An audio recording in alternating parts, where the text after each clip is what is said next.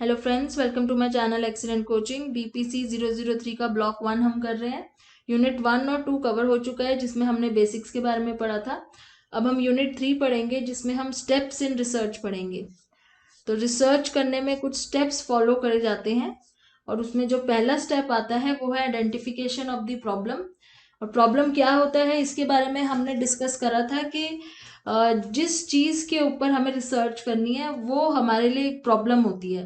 यानी कि जो क्वेश्चन हम पूछ रहे हैं या फिर जिसके बारे में हम क्यूरियस है जानने के लिए, वो एक प्रॉब्लम है। और आइडेंटिफाई करना कि आपने किस चीज के बारे में रिसर्च करनी है, वो एक सबसे पहला स्टेप आ जाता है कि आपने जो रिसर्च करनी है वो अगर बिहेवियर पे किसी की करनी है तो उसके कौन से पर्टिकुलर बिहेवियर पे करनी है। आप एक जनरल टर्म लेके नहीं चल सकते हो, इसमें आपको स्पेसिफिकली आइडेंटिफाई करना पड़ता है कि आप किस चीज के ऊपर रिसर्च कर रहे हो या किस बिहेवियर के ऊपर। तो इसमें कुछ चीजें आपके माइंड में आती हैं, जैसे what are the events that cause और डिटरमाइन द गिवन बिहेवियर। कि जिस बिहेवियर के ऊपर आप बिहेवियर, टाइप्स ऑफ बिहेवियर में, जैसे सपोज मैंने एग्रेशन का भी एग्जांपल दिया था। किसी का एग्रेसिव बिहेवियर आप स्टडी करना चाहते हो, या फिर किसी का प्रो सोशल बिहेवियर है उसके ऊपर आप अपनी रिसर्च करना चाहते हो, तो डिपेंड करता है आपने कौन सा बिहेवियर सेलेक्ट किया है। तो आपके मन में पहला क्वेश्चन ये आएगा कि उस बिहेवियर का कॉज क्या है, वो क्यों ऐसे बिहेव कर रहा है, या फिर कौन से ऐसे फैक्टर्स हैं जो उस बिहेवियर को डिटरमिन करते हैं। Next is what is the nature of the behaviour of और action and how it is linked with other actions and behaviour. उस बिहेवियर की वजह से और कौन कौन से दूसरे उसके रिस्पॉन्सेज रिलेटेड हैं, लिंक्ड हैं। जैसे सपोज कोई प्रो सोशल है, तो क्या उसके वे ऑफ टॉकिंग बहुत फ्रेंडली है, क्या वो बहुत हेल्पफुल है लोगों के साथ, क्या वो बिल्कुल भी एग्रेसिव नहीं होता है, क्या वो बहुत असर्टिव है। तो साथ में उसके और कौन से बिहेवियर्स लिंक्ड हैं। What are the relationships of internal psychological processes with behaviour. तो बिहेवियर, जैसे कि हमने बोला, जो सामने नजर आता है उसको बिहेवियर कहते हैं, लेकिन उसके अलावा उस बिहेवियर के पीछे कुछ साइकोलॉजिकल प्रोसेसेस भी हैं। कॉग्निटिव प्रोसेसेस हो गए, या थिंकिंग हो गई, डिसीजन मेकिंग प्रोसेस हो गया। तो वो सारे प्रोसेसेस के बारे में भी पढ़ना कि उनका क्या रिलेशन है इस तरह के बिहेवियर से। तो अगर कोई पर्सन एग्रेसिव है, तो उसकी उसमें उसकी थिंकिंग प्रोसेस किस तरीके से काम करता है कि जो वो इतना एग्रेशन दिखाता है, या उसका डिसीजन मेकिंग प्रोसेस किस तरीके से काम करता है कि वो डिसाइड करता है कि मुझे अग्रेसिव होना है इस टाइम पे या इस सिचुएशन पे। तो ये 3 क्वेश्चंस हमारे माइंड में आते हैं किसी एक बिहेवियर को लेके जब हम अपनी प्रॉब्लम स्टेटमेंट लिखते हैं। अब रिसर्च में क्या है कि एक डायरेक्शन होनी चाहिए रिसर्च करने की, कि आप किस डायरेक्शन में रिसर्च करोगे, आप क्या रिसर्च करोगे, और क्या क्या चीजों को फाइंड आउट करने की कोशिश करोगे। इसीलिए रिसर्च प्रॉब्लम आइडेंटिफाई करना बहुत जरूरी होता है। Understanding the problem thoroughly and rephrasing the same into meaningful terms. फिर उसको रीफ्रेज किया जाता है एक मीनिंगफुल स्टेटमेंट बनाने के लिए। It is extremely important to evaluate the research problem. अब आपने जो रिसर्च प्रॉब्लम सोची है जिसके ऊपर आप रिसर्च करोगे, उसके लिए आपको कुछ चीजें ध्यान में रखनी है। पहली चीज, आपके पास फाइनेंशियल रिसोर्सेज है या नहीं है। आपके फाइनेंस लगेंगे रिसर्च में, फील्ड वर्क में, टेस्टिंग में, तो क्या वो आपके पास फाइनेंस है अवेलेबल रिसोर्सेज को परचेज करने का। सेकेंडली, क्या आपके पास टाइम अवेलेबल है, या आपके सुपरवाइजर या आपके गाइड के पास टाइम अवेलेबल है। सुपरवाइजर की एक्सपर्टीज कितनी है, या फिर आपकी नॉलेज कितनी है इस पर्टिकुलर फील्ड में। आपकी खुद की एक्सपर्टीज और नॉलेज, और आपको क्या सॉफ्टवेयर्स की नॉलेज है जो आप यूज करने वाले हो। एंड लास्टली, क्या आपको स्टैटिस्टिक्स की नॉलेज है जिससे आप अपने डेटा को एनालाइज करने वाले हो। तो ये सारे क्वेश्चंस पहले आप अपने आप ही आंसर करोगे, तब आप अपनी रिसर्च प्रॉब्लम को फाइनलाइज करोगे। फिर करते हैं हम review of literature. Review of literature का मतलब ये होता है कि पुराना जितना भी इसके ऊपर काम हो रखा है, जो आप रिसर्च कर रहे हो। जैसे सपोज आप प्रो सोशल बिहेवियर पे रिसर्च कर रहे हो, तो उससे पहले भी बहुत सारे रिसर्चर्स ने उसके ऊपर काम किया हुआ है, तो आपको वो रिव्यू करना जरूरी है।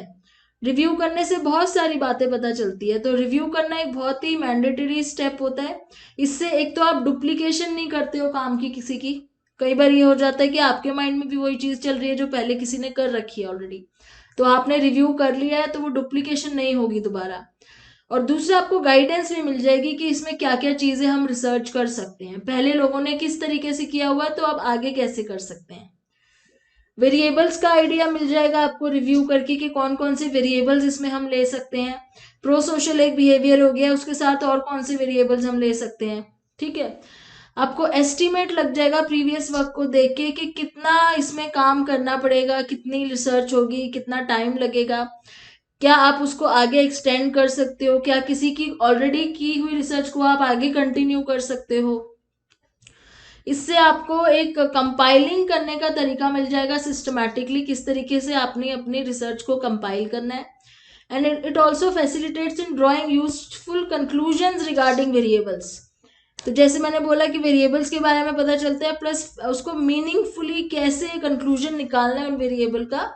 आप जब पुरानी रिसर्चेस पढ़ते हो तो आपको समझ में आता है कि आपने एक्चुअली में रिसर्च में करना क्या है और उसको आपने कैसे मतलब नोट डाउन करना है और कैसे पब्लिश करना है फाइनली। तो ऐसे रिसर्च वर्क करे हों जो पहले से ही, जो आपके टॉपिक से रिलेटेड हैं, उनको स्टडी करने से आपको एक तरीके की गाइडेंस मिलती है। फिर आप जब कुछ उससे नया करने की कोशिश करते हो तो आप उसी में से आइडियाज भी उठाते हो और एक नया रिसर्च बनाने की कोशिश करते हो। रिव्यू ऑफ लिटरेचर हम कहाँ से कर सकते हैं? पुरानी जर्नल्स, बुक्स हो गए, एब्स्ट्रैक्ट्स हो गए। आजकल तो इंटरनेट वेबसाइट्स भी हैं जहाँ पे जाके आप बहुत सारा रिव्यू कर सकते हो। तो जैसे इन्होंने एक सर्च इंजन बताया हुआ है, साइक इन्फो। यहाँ पे आपको साइकोलॉजिकल एब्स्ट्रैक्ट्स भी मिल सकते हैं अगर आप जाके चेक करना चाहो तो ये था second step, review of literature. फिर आता है third step, formulating hypothesis. Hypothesis के बारे में पहले हम बात कर चुके हैं। हाइपोथेसिस एक टेंटेटिव सॉल्यूशन होता है हमारी प्रॉब्लम का, और ये टेंटेटिव सॉल्यूशन हम एक डिक्लेरेटिव सेंटेंस के फॉर्म में लिखते हैं, ना कि क्वेश्चन की फॉर्म में। तो क्योंकि क्वेश्चन की फॉर्म में तो हमारा प्रॉब्लम स्टेटमेंट लिखा जाता है, लेकिन हाइपोथेसिस उसका सॉल्यूशन होता है जिसको हम डिक्लेरेटिव फॉर्म में लिखते हैं, और उसी को आपने बाद में वेरीफाई करना होता है अपने रिसर्च के थ्रू। हाइपोथेसिस की क्या इंपॉर्टेंस है इसके बारे में हमने पढ़ा था कि हाइपोथेसिस एक तरीके से हमें एक डायरेक्शन दे देता है कि हमने क्या चीज एग्जैक्टली सर्च करनी है, रिसर्च करनी है, हमें गाइड करता है, और फाइनली जब हम उसको वेरीफाई करते हैं तो हमें रिसर्च का कंक्लूजन मिलता है। तो हाइपोथेसिस पे ही बेस्ड हो जाती है हमारी पूरी रिसर्च। फिर वेरिएबल्स की बात आती है, जो कि हमने लास्ट यूनिट में वेरिएबल्स के बारे में बात की थी कि अलग अलग टाइप के वेरिएबल्स होते हैं। अब यहाँ पे तीन बहुत इंपॉर्टेंट है, डिपेंडेंट, इंडिपेंडेंट और एक्सट्रेनियस। तो इनकी डिटेल में बात हो चुकी है। डिपेंडेंट वेरिएबल्स कौन से होते हैं? जो आप एज अ रिसर्चर मैनिपुलेट करते हो। और इंडिपेंडेंट वेरिएबल्स वो होते हैं, सॉरी, इंडिपेंडेंट वो होते हैं जो आप मैनिपुलेट करते हो, और डिपेंडेंट होते हैं जिसके ऊपर आप मैनिपुलेशन का इफेक्ट देखते हो। तो मैनिपुलेशन किस पे करी जाती है? इंडिपेंडेंट वेरिएबल पे, और इफेक्ट देखा जाता है डिपेंडेंट वेरिएबल पे। एक चीज ध्यान रखने की होती है कि आपके हाइपोथेसिस में दोनों ही वेरिएबल्स मेंशन होने चाहिए। आपके हाइपोथेसिस को पढ़ के क्लियर समझ में आना चाहिए कि इंडिपेंडेंट वेरिएबल कौन सा है और डिपेंडेंट वेरिएबल कौन सा है। जैसे एक हाइपोथेसिस है फॉर एग्जांपल कि watching violent media leads to increase in aggressive behaviour. ये आपने हाइपोथेसिस करा है that watching violent media leads to increase in aggressive behaviour. तो इसमें देखो क्लियरली नजर आ रहा है कि वायलेंट मीडिया जो है उसको देखना एक वेरिएबल हो गया, और एग्रेसिव बिहेवियर दूसरा वेरिएबल हो गया। तो ये हो गया इंडिपेंडेंट वेरिएबल जिसको हम मैनिपुलेट कर सकते हैं, और ये हो गया डिपेंडेंट वेरिएबल जिसका हमने इफेक्ट देखना है, जिसका एग्रेसिव बिहेवियर का। तो ये वेरिएबल्स आपके हाइपोथेसिस में क्लियरली नजर आने चाहिए। The experimenter is not interested in the changes produced due to the extraneous variable. अब यहाँ पे एक्सट्रेनियस वेरिएबल के बारे में बात कर रहे हैं जिसको हमें कंट्रोल करके रखना चाहिए, जिनको हम रेलेवेंट वेरिएबल भी कहते हैं, यानी कि वो वेरिएबल जिसकी वजह से आपकी जो इफेक्ट है उसमें चेंजेस हो सकते हैं। अब जैसे वायलेंट मीडिया तो आपका वेरिएबल है, लेकिन अगर किसी की पर्सनालिटी ऑलरेडी एग्रेसिव है तो वो तो एग्रेसिव होगा ही बाय नेचर, तो वो एक्सट्रेनियस वेरिएबल हो गया। या जिसके घर में माहौल जो है बहुत ज्यादा कॉन्फ्लिक्टेड है, तो वो एक एक्सट्रेनियस वेरिएबल हो जाएगा जो आपकी स्टडी में आपके इस इफेक्ट को खराब करेगा एग्रेसिव बिहेवियर के। तो ऐसे में आपको एक्सट्रेनियस वेरिएबल्स का कंट्रोल रखना बहुत जरूरी है। फिर आते हैं फॉर्मुलेटिंग अ रिसर्च डिजाइन में। रिसर्च डिजाइन क्या होता है कि आप एक ब्लूप्रिंट बनाते हो कि आप कैसे कैसे प्रोसीजर फॉलो करने वाले हो। आप अपने रिसर्च में कितने वेरिएबल्स लोगे, कौन सा इंडिपेंडेंट होगा, कौन सा डिपेंडेंट होगा, आप कितने ग्रुप बनाओगे, कितने एक्सपेरिमेंटल ग्रुप होंगे, कितने कंट्रोल ग्रुप होंगे, क्या क्या मैनिपुलेशन करोगे, कम ज्यादा करोगे या एक्सपोजर नॉन एक्सपोजर, ये सारी चीजें हमने लास्ट यूनिट में डिस्कस करी थी, इसलिए मैं यहाँ डिटेल में नहीं बता रही हूँ। तो एक्सपेरिमेंटल डिजाइन जो होता है ना, वो इजीली हमें ये बता देता है कि हमें किस चीज को मैनिपुलेट करना है और कितना क्या चीजें कंट्रोल करनी है। तो इंडिपेंडेंट वेरिएबल को कितना मैनिपुलेट करना है, एक्सट्रेनियस को कहाँ कहाँ पे कंट्रोल करना है। तो एक तरीके से आप जो करने वाले हो ना, उसको आप एक जगह लिख लेते हो, वो आपका रिसर्च डिजाइन होता है। Then constructing devices for observation and measurement. Observation सबसे पहला रिसर्च टूल है, क्योंकि जब भी आप रिसर्च करते हो तो सबसे पहले तो आप ऑब्जर्वेशन करते हो ना, उसकी साइंटिफिक ऑब्जर्वेशन करते हो, उस बिहेवियर की ऑब्जर्वेशन करोगे, एक्सपेरिमेंट करोगे, केस स्टडी करोगे, कोरिलेशन करोगे, या जो भी आप मेथड यूज करोगे। ऑब्जर्वेशन उन सब में बहुत बेसिक टूल है कि हम ऑब्जर्व करते हैं और बाद में हम उसको मेजर करते हैं, उस बिहेवियर को। तो ये चीज आपको क्लियर होनी चाहिए कि आप कौन सा मेथड यूज करोगे रिसर्च के लिए, और बाद में उस बिहेवियर को मेजर कैसे करोगे, उसके लिए आप कौन सा अप्रोप्रिएट टूल यूज करोगे। ये टूल्स आपको डेटा कलेक्ट करने में हेल्प करते हैं अपने रिसर्च के लिए। सैंपल कैसे सेलेक्ट होना होता है, जो पार्टिसिपेंट्स होते हैं जिन्हें हम सब्जेक्ट्स भी बोलते हैं। तो एक होता है पॉपुलेशन, यानी कि वो सारे लोग जो आपकी प्रॉब्लम स्टेटमेंट को बिलोंग करते हैं, और एक होता है सैंपल जिसमें से आप कुछ चूज करते हो। जैसे अगर आप मेल एग्रेसिव मेल्स की बात कर रहे हो, एग्रेसिव मेल्स में आपने एज ग्रुप ले लिया है 14 to 21 ईयर्स, और आपने ले लिया है एक पर्टिकुलर एरिया जहां पे वो बिलोंग करते हैं। तो उस जगह पे रहने वाले सारे मेल्स जो होंगे वो 14 to 21 ईयर्स की एज के बीच के जो उस एरिया में रहते होंगे, वो आपकी पॉपुलेशन हो जाएगी जिसके ऊपर आपने रिसर्च करना है। लेकिन आप सबसे तो डेटा नहीं कलेक्ट कर सकते, क्योंकि वो एक तरीके से पॉसिबल नहीं है बहुत ज्यादा, क्योंकि लार्ज नंबर ऑफ पीपल होते हैं। तो उसके लिए हम क्या करते हैं, रिप्रेजेंटेटिव सैंपल लेते हैं, वो रैंडमली हम चूज करते हैं कि हम किस किस से डेटा कलेक्ट करेंगे। अब डिपेंड करते हैं, इसमें भी आपने फर्दर डिवाइड कर रखा है कि वर्किंग होना चाहिए, नॉन वर्किंग, कॉलेज गोइंग होने चाहिए, नॉन गोइंग। तो ये भी आपको उसमें सैंपल मतलब बहुत ध्यान से सेलेक्ट करना पड़ता है, एक एक क्राइटेरिया सोच के कि जेंडर क्या होगा, एज क्या होगी, ऑक्यूपेशन क्या होगा, अर्बन एरिया है, रूरल एरिया है, कहाँ हाई मिडिल इनकम से है, लोअर मिडिल इनकम से है, तो आप कहाँ से ले रहे हो अपना सैंपल, ये सारी चीजें आपको पहले से ही सेलेक्ट करनी पड़ती हैं।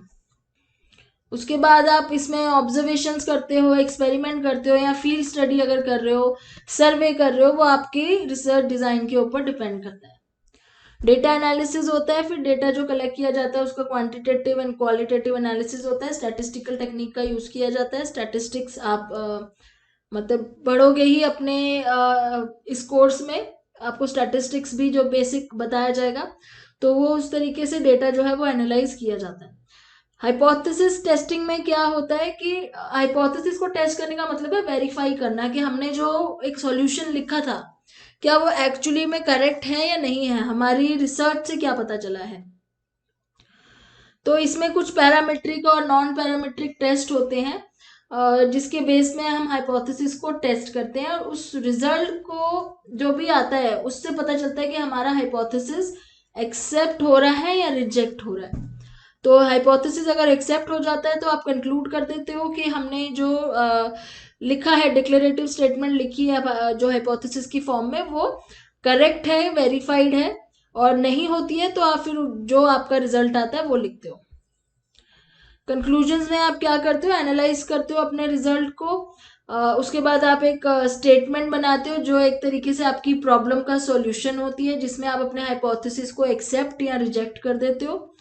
और वो रिसर्च फाइंडिंग्स जो है वो आपकी बाद में पब्लिश की जाती है। तो यहाँ पे preparation of report and publication, ये आपका लास्ट स्टेप हो जाता है। The researcher documents all the steps of his और हर रिसर्च, डॉक्यूमेंट किया जाता है सब चीजें, रिपोर्ट बनाई जाती है, कंक्लूजन्स लिखे जाते हैं, रिसर्च फाइंडिंग्स लिखी जाती है, स्टेप बाय स्टेप जो भी प्रोसीजर है उसको किया जाता है जो हमने स्टेप्स पढ़े हैं, और उसके बाद उसको वो करते हैं, पब्लिश करा जाता है। और ये रिसर्च आप अलाउ करते हो कि कोई और भी कल को रिप्लिकेट कर सके। रिप्लिकेट करने का मतलब ये नहीं है कि उसको डुप्लीकेट करे, कॉपी नहीं करना है उसको, उसी टॉपिक के ऊपर फिर से रिसर्च करके कुछ नया ढूंढे। तो publications of study in scientific journals और book make the work available for wider dissemination. तो इस तरीके से ये सारे स्टेप्स होते हैं एक साइकोलॉजिकल रिसर्च टेस्टिंग में। तो ये हमने सारे स्टेप्स इस यूनिट में पढ़ लिए हैं। अब नेक्स्ट वीडियो में हम यूनिट 4 शुरू करेंगे। Thanks for watching.